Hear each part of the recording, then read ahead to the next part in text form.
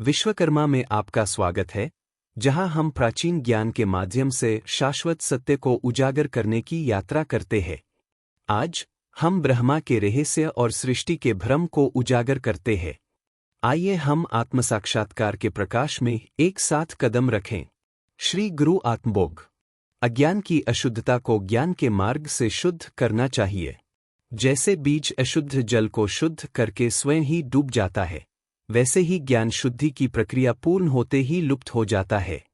आत्मा का स्वरूप ज्ञान है। आत्मा का ज्ञान बुद्धि से संबंधित है, जो वृत्ति का ज्ञान है।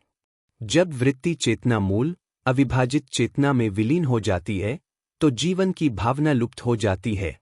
व्यक्तिगत चेतना को शुद्ध अविभाजित चेतना में लीन होना चाहिए। ज्ञान, ज्ञाता और ज्ञाता केवल रूप के ज्ञान के प्रतिबिंब है।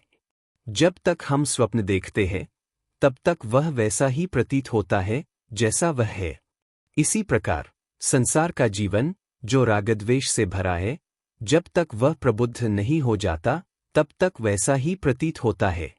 पारलौकिक शक्ति में प्रवेश करने वाले व्यक्ति के लिए संसार एक स्वप्न के समान है। जब तक कोई आत्मज्ञान और आत्मसाक्षात्कार प्राप्त नहीं कर लेता, तब तक जीव मरता जमता रहता है और संसार के कष्टों के अधीन रहता है। वह क्षणिक सुखों और कष्टों के अधीन है।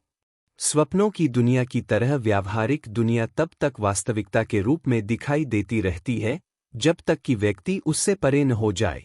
आध्यात्मिक ऊंचाइयों से दोनों में कोई अंतर नहीं है। दोनों क्षणिक है। मोती के खोल में चांदी की तरह अद्वैत सर्वशक्तिमान ब्रह्मा को तब तक नहीं जाना जाता, जब तक कि संपूर्ण सृष्टि अपने वास्तविक स्वरूप में प्रतीत होती है। सभी सृष्टि का अंतरतम तत्व ब्रह्मा है। सृष्टि एक भ्रम है। यद्यपि ब्रह्मा केवल एक है, लेकिन यह हमारे भ्रम से विकृत है और नाम और रूपों की दुनिया के रूप में प्रकट होता है। जब हम सर्वशक्तिमान ब्रह्मा को जान लेते हैं, तो जो कुछ बचता है वह अद्वैत है। पानी में बुलबुले की तरह सृष्टि, स्थिति और विघटन की दुनिया परम प्रभु में बह रही है, जो सृष्टि का कारण और सभी का कारण है।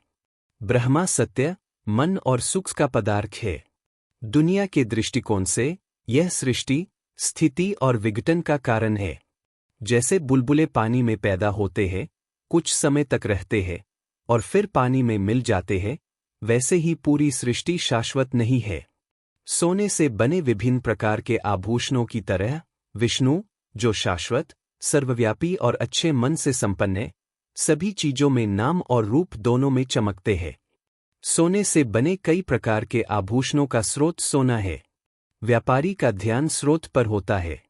यदि हम चांद की माला या सिक्के जैसे नाम वाले किसी आभूषण को लेते हैं, तो वह उसका मूल्य उसके नाम से नहीं बल्कि मूल सामग्री सोने से तय करेगा।